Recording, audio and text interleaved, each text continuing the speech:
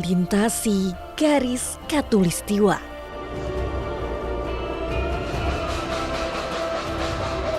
Ritual sakral.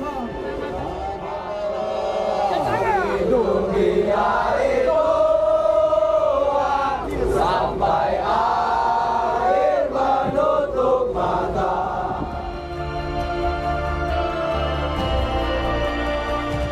Wastra Nusantara. Dengung warisan budaya tak benda. Rekam cagar budaya. Sekeping Eropa di belantara Sumatera. Bersama Minanti Rohanta dan Nada Putih berkarakter, beradat, berbudaya. inilah Jejak Jalur Rempah, Riau.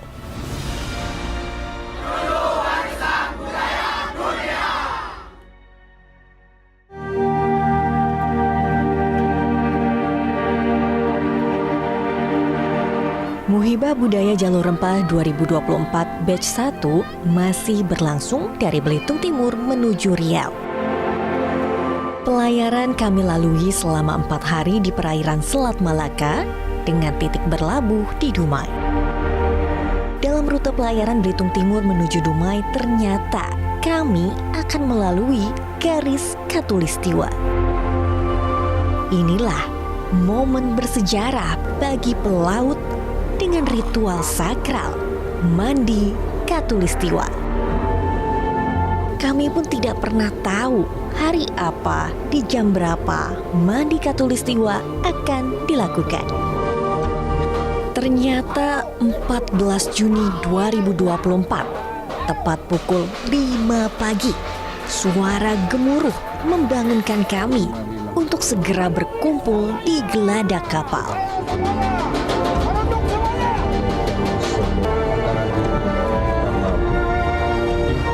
Siapakah yang banyak menyuapi Anda?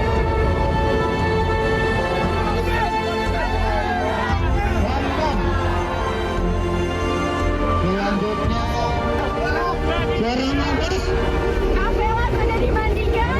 Presiden Mas nama baptis Kanopis nama baptis Kanopis.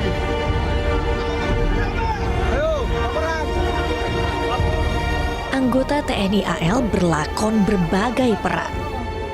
Laskar Rempah beserta undangan dalam Muhibah Budaya Jalur Rempah dianggap orang-orang darat yang masih memiliki tubuh dan jiwa yang kotor, sehingga harus disucikan. Jadi inilah prosesi mandi khatulistiwa di mana tadi kita melintas benar-benar di garis khatulistiwa, kita dibawa mimir dengan suara yang sangat kencang, lalu disuruh keluar kamar, langsung jalan jongkok menuju geladak kapal.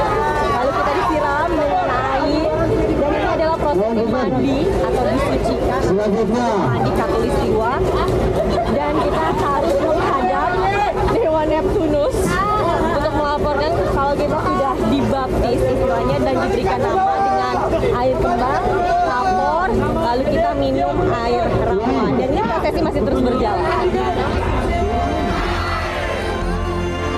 Usai mandi khatulistiwa, saya pun penasaran terkait dengan ritual sakral ini. Itu sebenarnya suatu tradisi bagi para pemula atau pelaut-pelaut muda seluruh dunia yang dilaksanakan pada saat pertama kali melewati garis khatulistiwa supaya menimbulkan kebanggaan terhadap profesi sebagai pelaut. Tradisinya sama, perangkatnya sama. Dikisahkan Dewa Neptunus adalah Guardian of Seven Seas, penguasa 7 samudra, yang mempunyai istri bernama Dewi Ampitri dan punggawa bernama Devi John. Itu bertugas untuk mensucikan para pelaut muda itu untuk mendapatkan keselamatan dalam berlayakan. Ada lagi yang menarik, kan Iya. ada istilah dibaptis gitu Pak, ada namanya. Itu kenapa tuh Pak? Itu karena dulu pelaut itu tidak ada seperti sekarang ada GPS itu menentukan posisi dengan benda-benda langit, Mbak. Bisa rasi bintang, kemudian matahari, bulan. Itu namanya celestial navigation atau navigasi astronomi. Jadi Gitu. nama-nama baptis itu adalah nama-nama Benda-benda langit. Ragam kegiatan pun kami lakukan di Geladak KRI Dewa Ruci. Kapal tanpa layar bukan Dewa Ruci namanya. Laskar Rempah Lada Putih pun belajar mengenai 16 layar yang ada di kapal ini. Layar tersebut dapat dibentangkan dengan kekuatan 3 tiang. Tiang terdepan bernama Bima dengan tinggi sekitar 32,50 meter. Brian, tadi kamu bagian depan ya, depan kapal. Depan yang bagian kiri Kak, yang sini. Itu kamu belajar apa tadi? Kebetulan tadi kan Mbak belajar tentang cara untuk melayarkan isi ini kan ya, layarnya sih Kak. Karena kan nanti itu depan, jadi menyesuaikan dengan si mata itu anginnya gitu. Kamu tadi narik atau ngulur tali? Aku kebetulan ada narik, ada ngulur. Jadi tergantung kepada si mata anginnya itu sendiri tadi. Yang pertama aku narik, terus misalnya tadi mata anginnya ternyata ke arah yang lebih ke sini, jadi aku ulur lagi. Nah, jadi mereka menarik, aku mengulur talinya supaya layarnya itu bisa naik, Kak. Kamu lebih berperan ketika layarnya dibuka atau layar ditutup? Lebih berperan ketika layarnya ditutup, karena kalau layarnya ditutup, aku yang bagian menariknya gitu. Yang penting itu jangan sampai tangannya sakit. Jadi ada step-stepnya seperti ini, satu per satu. Enggak, kalau yang nariknya kencang, kita juga mengulurnya kencang seperti itu. Tergantung dari tarikan Iya, di sana. tergantung dari mereka yang menarik Dan seperti harus itu. lihat juga bagaimana posisi layarnya. Betul sekali, Kak. Tiang Arjuna berada di tengah dengan tinggi 35,87 meter. Jadi di kapal ini memiliki 16 layar, 4 di depan, 5 melintang dan 11 membujur. Dan aku dapat yang datsur besar di damar kanan. Aku belajar cara menarik dan cara mata anginnya. Jadi jika anginnya ke kanan berarti tugas aku untuk menarik atau tarik di damar kanan. Tapi jika anginnya ke arah kiri, maka aku akan tetap menjaga tapi pelan-pelan untuk melepaskan tali damar kanan. Dan yang paling belakang yaitu Yudhistira yang memiliki ketinggian tiang 33,25 meter. Ya, Kak, jadi tadi kita bertugas di bagian tali suai yang bertugas untuk menarik layar dari bagian belakang. Setelah menarik tali suai, layarnya sudah berdiri, kita dilanjutkan dengan pelilitan tali atau disebut dengan sangwai tadi. Bentuk obat nyamuk itu dipergunakan untuk ketika kalinya dibuat lebih rapi. Tapi dia lebih spesial, lebih besar, makan tempat. Layar KRI Dewa Ruci akan dikembangkan hanya dalam keadaan darurat, seperti kematian mesin ataupun kehabisan BBM. Tanpa mesin dan hanya dengan kekuatan layar, KRI Dewa Ruci dapat mengarungi lautan dengan kecepatan 9 knot atau 16,7 km per jam. Kegiatan lainnya di KRI Dewa Ruci ialah pembekalan mengenai APAR atau alat pemadam api ringan. Di sini, Laskar Rempah Lada Putih diperkenalkan berbagai macam alat pemadam serta bagaimana cara menggunakannya. Saya itu di level 2, nih mana kalau yang di level 2 itu pakai APD, itu dia kayak dari busa. Nanti dari busa itu kita kasih air dulu, nah biar dia terhindar dari rasa panas. Oke, jadi kalau tadi saya menggunakan APD atau alat pelindung diri itu untuk bagian ketiga atau udah bagian terakhir lah ya, untuk penyelamatan terakhir itu menggunakan pakaian berwarna putih ya seperti aluminium, jadi itu akan sangat-sangat safety untuk kita gunakan sebagai pelindung terakhir. Lebih dikatakan sebagai tahan api, kalau yang level sebelumnya itu tahan panas. Nah, yang kita perhatikan itu dari handle terlebih dahulu, cara pemegangan yang bagian atas itu jangan dua tangan, tetapi satu tangan saja yang bagian bawah. Setelah itu diperhatikan segel-nya, apakah masih di dalam alpar itu terdapat segel atau tidak. Kalau misalkan di alpar itu tidak terdapat segel, berarti isi dari alpar tersebut tidak penuh. Tak terasa ini merupakan hari terakhir pelayaran Laskar Rempah Lada Putih bersama KRI Dewa Ruci. Sebelum bersandar di Dumai, Laskar Rempah ikut membersihkan kapal bersama anggota TNI AL. Malam terakhir, kami melaksanakan malam inaugurasi. Laskar Rempah Lada Putih menampilkan seluruh kekreativitasannya dalam balutan kesenian. Tak hanya Laskar Rempah saja, anggota TNI beserta undangan pun turut berpartisipasi. Malam yang diawali dengan keriangan ditutup dengan rasa haru dan syukur telah mengarungi Laut Nusantara dalam hari demi hari bersama KRI Dewa Ruci.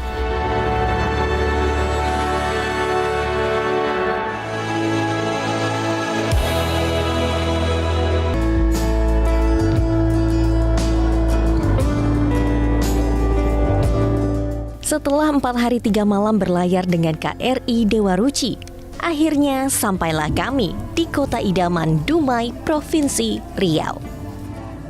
Tari persembahan khas Riau pun menyambut Muhibah Budaya Jalur Rempah. Tarian Melayu ini bernama Tari Makan Sirih yang dipersembahkan untuk menghormati tamu. Gerakan penghormatan itu terlihat ketika penari menunduk, merapatkan telapak tangan dan membawa tepak atau kotak berisi sirih. Penari ini menggunakan pakaian tradisional, yakni baju kurung teluk belanga, mahkota dengan hiasan dan aksesoris, serta kain songket.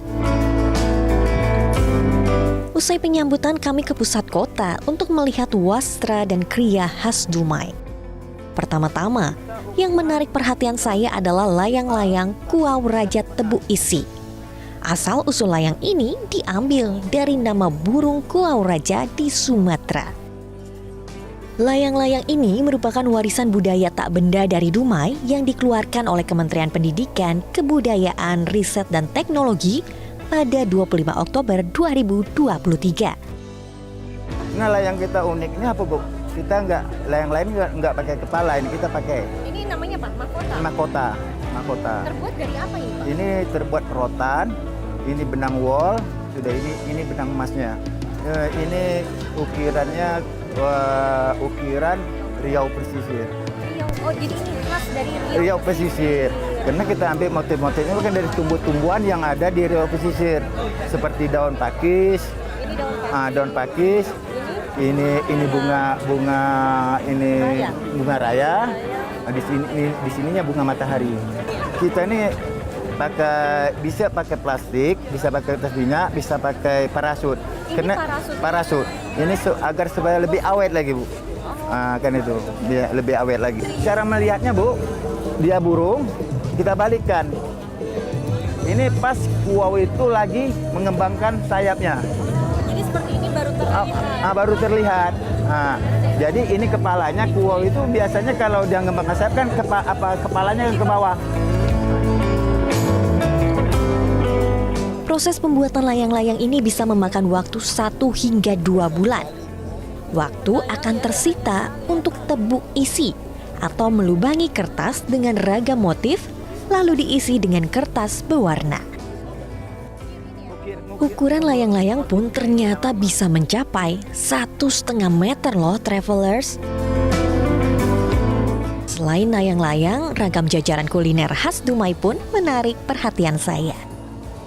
Ini adalah cemilan atau makanan ringan khas Riau, namanya lempeng sagu. Terbuat hanya dari 3 bahan saja ya, Bu? Sagu, kelapa, garam. Air garam. Dan cara masaknya cukup unik ya, Bu, harus ditekan. Ya, kalau nggak nyatu dia. Kalau nggak ditekan. Dan tidak boleh lama-lama juga ya, Bu ya? Ya. Pokoknya kalau udah lagi kuning, agak kuning itu masak ya. Dan makannya harus dengan sambal teri. Ya, sambal ikan teri. Bisa juga pakai gula pasir. Oke, tapi itu ya, Bu, pilihannya. Rasanya manis. Kalau ini kan rasanya sambal. Makanan khas Melayu ini biasa disajikan untuk sarapan. Dan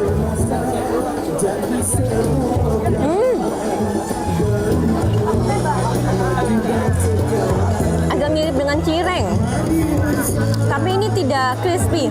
Jadi ada kenyal-kenyal lembut dan nikmat banget pakai sambal teri. Mantap, mantap, mantap, mantap.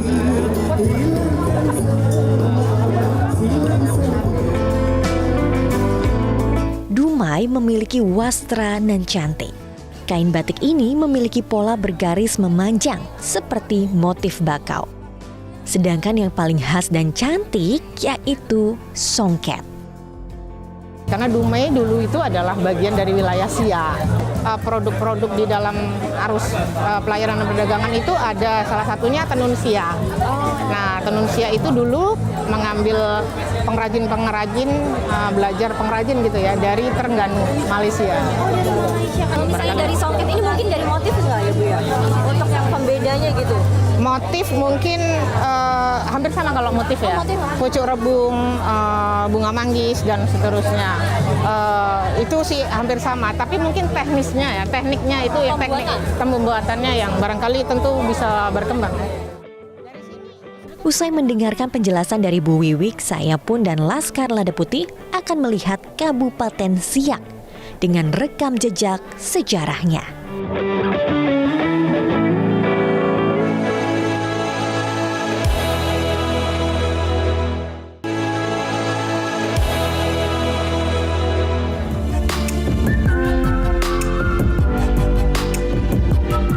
Ini adalah Sungai Siak atau Sungai Jantan, sebuah jalur niaga terpenting pada masa lampau dengan kapal-kapal bermuatan komoditas berharga. Sungai ini berperan besar sebagai jalur pelayaran dan perdagangan rempah-rempah hingga menjadikannya kekuatan besar perdagangan di Selat Malaka. Berbagai daerah hingga negara seperti Johor, Belanda, dan Pagaruyung pun selalu berebut peran. Mengutip dari infopublik.id, pada tahun 1858, kapal hilir mudik setelah perjanjian Siak dengan Belanda yang dikenal dengan nama Traktat Siak. Pada masa itulah, lada menjadi komoditas primadona dalam jalur rempah. Hingga saat ini, Sungai Siak masih menjadi salah satu jalur tersibuk di timur Sumatera. Tak jauh dari tepi sungai masih berdiri kokoh Istana Matahari Timur atau Istana Siak Sri Indapura. Pada 3 Maret 2004, istana ini ditetapkan sebagai cagar budaya. Istana ini menjadi sebuah bukti otentik adanya hubungan antara Siak dengan negara-negara lainnya. Kerajaan Siak berdiri lebih dari 2 abad, yakni 1723 hingga 1946, yang memiliki cerita panjang dengan Johor. Selain itu, furnitur di dalam Istana Siak diyakini sebagai bukti otentik adanya hubungan antara Siak dan juga Eropa. Jadi gaya arsitektur di Istana Siak ini adalah gabungan dari Melayu, Arab, dan juga Eropa. Wow. Kemewahan istana menjadi bukti lain terkait industri yang masuk ke Siak dari belahan dunia barat. Pak, ini kan saya masuk ke Istana Siak langsung melihat raja nih gitu. Iya, ini betul. sebenarnya ruangan apa, Pak? Ini ruangan suatu raja ngumpul dengan datuk-datuk kerajaan Siak. Ini rapat, suasana rapat. Suasana rapatnya seperti ini, Mbak. Ada juga peninggalan zaman dulu seperti meriam.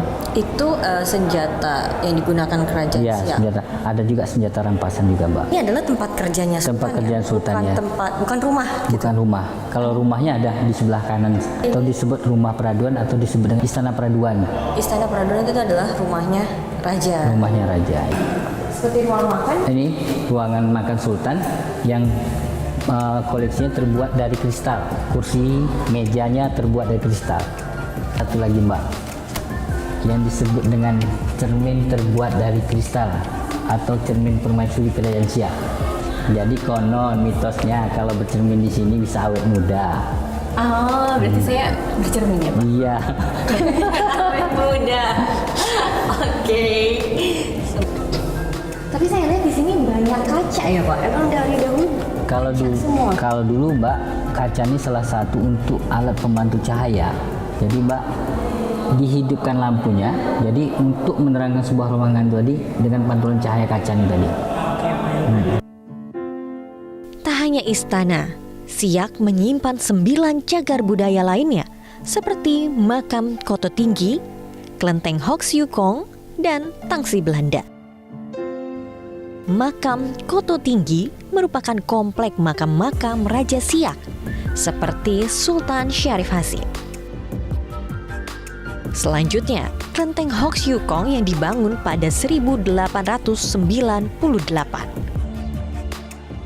Pada masa Sultan Syarif Qasim II, Kesultanan Siak mengundang masyarakat Tionghoa bermukim dan mengajarkan cara berdagang pada masyarakat Siak. Sebagai apresiasinya, Sultan mengizinkan pembangunan tempat beribadah sesuai kepercayaan mereka.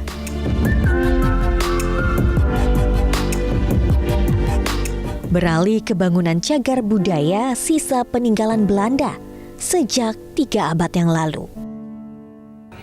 Tangsi Belanda ini dahulunya ialah tempat perlindungan dan pertahanan bagi tentara Belanda. Nah, bagian depan adalah kantor, sedangkan belakang saya ini sekolah rakyat.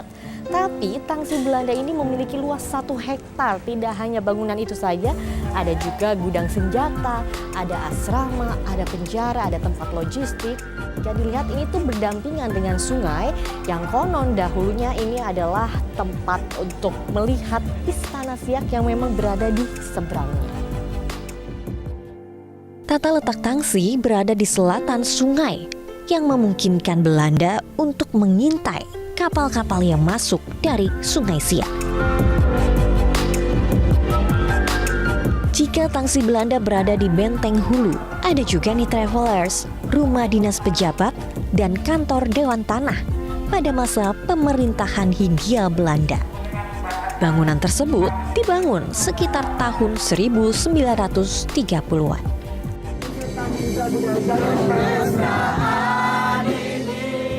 Jejak jalur rempah yang tertinggal di Dumai dan Siak menjadi sebuah perjalanan yang harus digemakan menuju warisan budaya dunia ke UNESCO.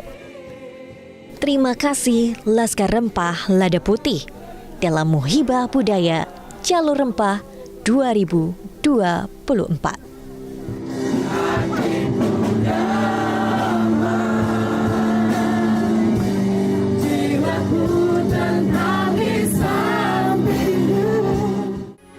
Metro TV.